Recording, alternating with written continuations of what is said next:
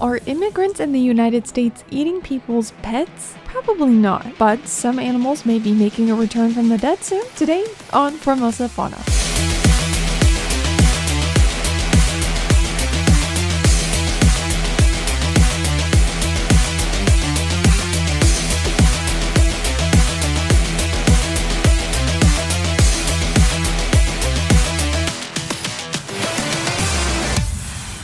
Spend the next 20 minutes feeding your brain with Formosa Fauna so you can learn all about the animal kingdom and become smarter than all of your friends. What better way to spend your commute or downtime? Every Friday is Formosa Fauna Friday. I'm Tristan Hildebrand, the voice of Formosa Fauna. I love animals and I love talking about animals. On today's agenda, we have: are immigrants in the US eating people's pets? De-extinction could be nearing reality. Massive asteroid just misses Earth. Barbecue bonanza for zoo animals, and an animal fugitive escaped from the zoo.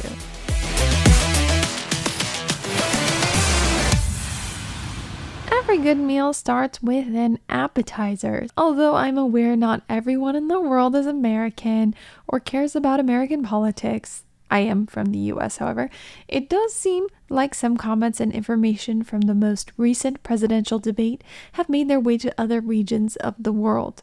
One of the widely contested statements was one that former President Donald Trump made about immigrants in the state of Ohio eating local people's pet cats and dogs. Quote, "They're eating the dogs, the people that came in. They're eating the cats. They're eating the pets of the people that lived there. And this is what is happening in our country. And it's a shame."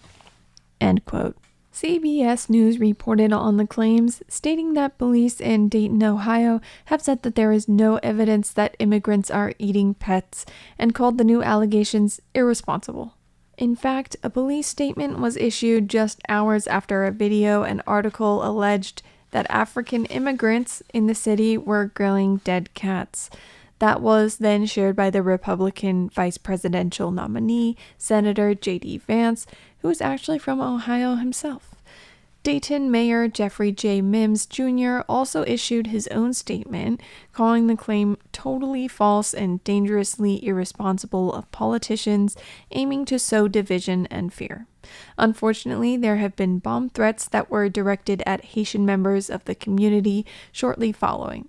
Regardless of your political affiliation or lack thereof, it would appear that all of the major news outlets are reporting the same story that backs what police have been saying, that there is just no report and no substantial evidence to support such claims. So far, that is very good news to all of the animal lovers out here.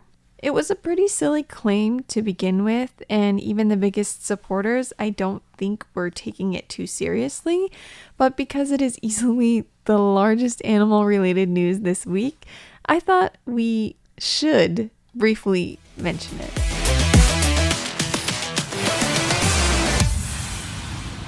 Right at the top of an article by Live Science, it reads, "Closer than people think. Woolly mammoth de-extinction is nearing reality, and we have no idea what happens next." It claims that scientists are getting very close to bringing a few iconic species, like woolly mammoths and dodos, back from extinction, which could apparently not be a very great thing. Woolly mammoths once roamed tundra habitats of Asia, North America, and Europe, but by the end of the last ice age around 10,000 years ago, they were almost completely extinct. The warming climate caused habitat loss, and they were hunted by humans. Scientists aren't completely certain, but hypothesize that a combination of those two reasons is what made them go extinct. To put the years into perspective, the last known group of woolly mammoths survived until about 1650 BC, which is over 1,000 years after the pyramids at Giza were built. Around the size of African elephants, they were about 13 feet tall, but had smaller ears which helped keep them safe from losing too much body heat. Their shaggy layer of fur could grow to be 20 inches long, keeping them warmer as they traversed temperatures as low as 58 degrees below zero Fahrenheit. Colossal Biosciences, a Texas-based biotechnology and genetic engineering company, says it has plans to resurrect 3 extinct species: the dodo, the Tasmanian tiger, and the woolly mammoth. They state that their goal in doing so is to enrich biodiversity, replenish vital ecological roles, and bolster ecosystem resilience. Their hope or confidence that they can even do so comes largely from 7 minutes back in 2003 when scientists did reverse extinction for one species, the Pyrenean ibex. These ibexes were one type of wild goat known for their large, backward curving horns. They had a sturdy body, muscular legs, and a thick coat suited to the cold mountain environment. It's being said that the species went extinct twice. The last known member of the subspecies was a female named Celia who had died 3 years prior. The scientists involved collected DNA from Celia's ear before her death and injected that genetic material into a domesticated goat egg cell with its nucleus removed. The resulting clone, the first and only extinct creature to have been revived at the time, died soon after its birth due to a lung defect. Live Science says that while efforts to produce a healthy animal clone at the time failed, the de-extinction science has advanced drastically over the past 2 decades, turning the question from whether or not we can resurrect extinct species to whether or not we should.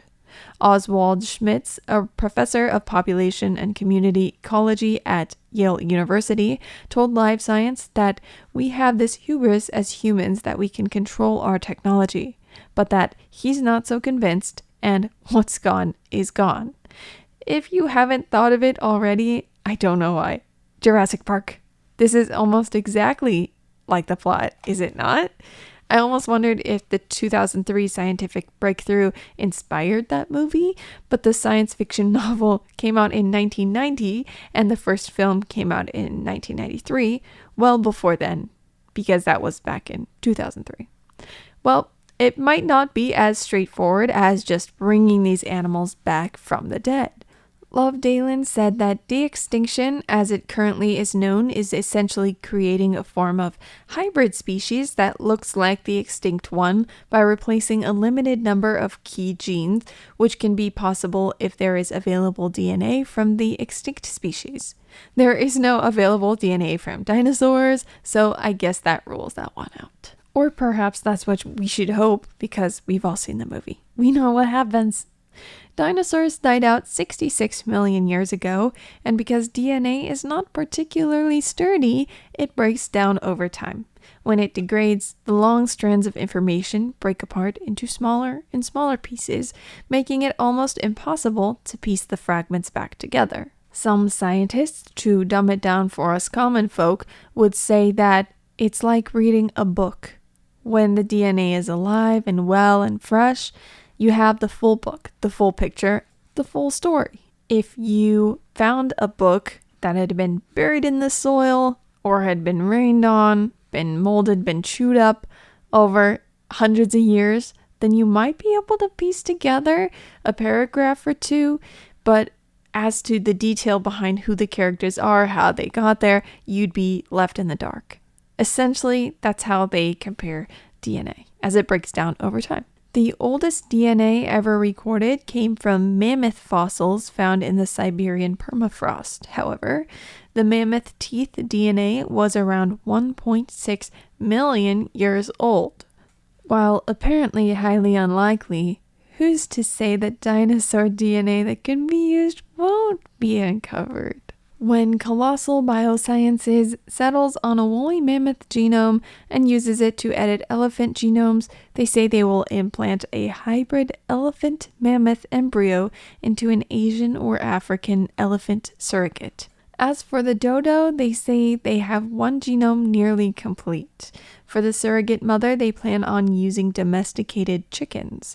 One other species, the thylacine, they plan on using mouse-like marsupials called fat-tailed dunarts. Again, the question my mind keeps going back to is why? I understand saving endangered species, absolutely, but scientifically modifying and generating or re-engineering extinct species is a whole nother ballpark, a whole nother game. And according to scientists, it's not even necessarily the real thing because you're picking traits that are based off of the DNA that you have available. According to the team of scientists at Colossal Biosciences, they say some of these animals played a vital role in maintaining animal and plant biodiversity through grazing and trampling the soil, as is the case with wild ancestors of domestic cattle that once roamed North Africa. They say woolly mammoths maintained Arctic grasslands by trampling the snow, suppressing tree and shrub growth, and dispersing nutrients across huge distances with their feces. They say the new mammoth-free landscape stores less carbon than grasslands did and is more susceptible to permafrost thaw. The argument for why dodo birds would need to make a return seems slightly less solid, as I only see seed dispersers mentioned, so they helped influence vegetation growth. However, are they really the only good seed dispersers? Do they need to biomanufacture a new dodo bird to disperse some seeds? The argument for using the de-extinct species to fill ecological roles only stands if they're able to survive in the wild, and grow populations large enough to survive. As is the case with humans, scientists suggest that humans would need around 500 healthy individuals as a bare minimum to allow humanity to survive. Vincent Lynch, an evolutionary biologist and associate professor at the University at Buffalo, told Live Science that there would need to be several 100,000 mammoths to have a significant impact on the climate, that you wouldn't be able to just put them in Alaska to fix the permafrost problem. Lynch said that such a sizable population could put living endangered species in peril. While nature does seem to be out of balance now, I'm not sure reintroducing species that have roamed the earth 10,000 years ago is the exact recipe for balance.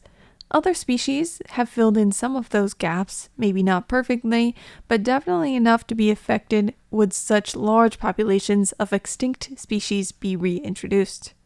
It still sounds very much like a science fiction novel or movie.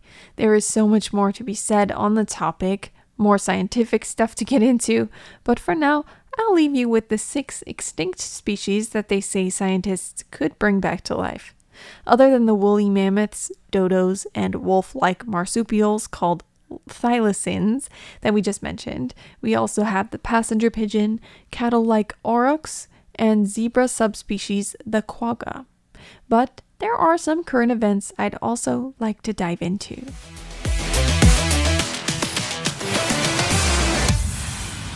For some reason, that last topic just seemed heavy.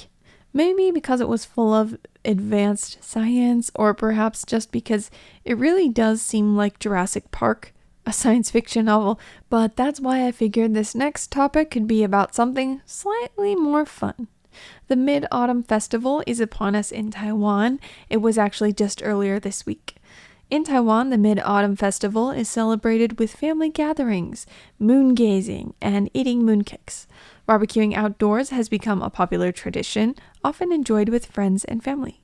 Fun fact about that is, barbecuing didn't actually become popular until a commercial for barbecue sauce around 20 years ago caught on.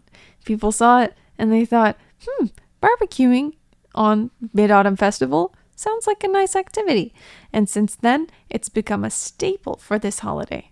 People will also eat pomelos, a large citrus fruit, and sometimes wear the peels as hats.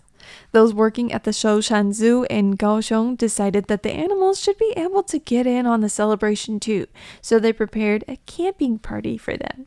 They selected seasonal fresh fruits, vegetables, and meats, and strung them together like kebabs to look like a little barbecue feast. The zoo used a special kind of pruned wood to create these exclusive dining racks. Of course, with the porcupine running away with the whole skewer, the Cody keeping all of the vegetable and fruit skewers to himself, and the lion's feast of whole ducks and chickens, Netizens across Taiwan have been in awe at the adorable festive party put together for the animals at the Shoushan Zoo in Kaohsiung for the Mid-Autumn Festival.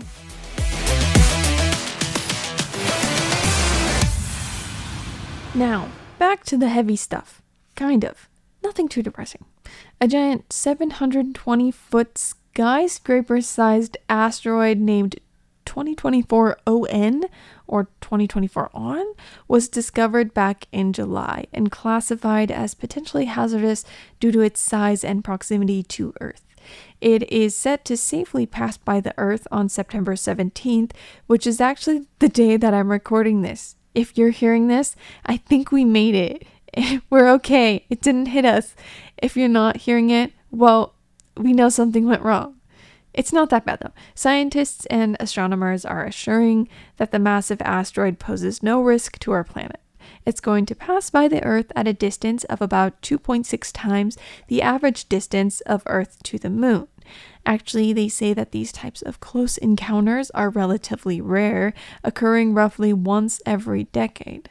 NASA confirmed that although it's classified as potentially hazardous, Earth should be safe from any major asteroid impacts for at least the next 100 years. And if you're like me, you hear that and you think, wait, only 100 years?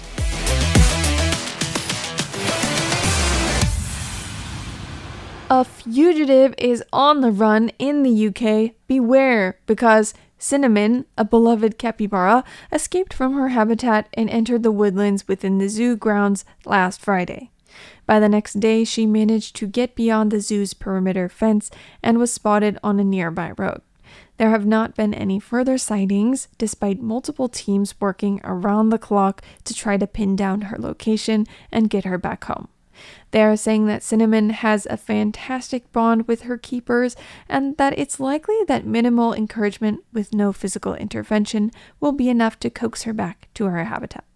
Check back in and listen to Formosa Fauna next week here, where I'll let you know if there are any updates to Cinnamon, the fugitive on the run from the Who Zoo in Dinosaur World in the United Kingdom. But in the meantime, here's to hoping that she gets back home safely and stays out of any trouble. Capybaras are considered the world's largest rodents. Here are 10 fun facts about them from the Currumbin Wildlife Sanctuary. Capybaras are not only considered large rodents, they even behave like other rodents. Capybaras are fantastic swimmers. Capybaras can even sleep in water. But they're also extremely agile on land. They have a unique vocal repertoire. Their teeth grow continuously. Other animals use capybaras like furniture. They are highly social animals.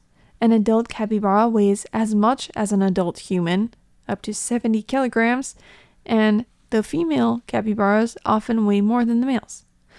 And lastly, capybaras are herbivores. I may have inserted a couple of extra fun facts in there, so you probably got like 12.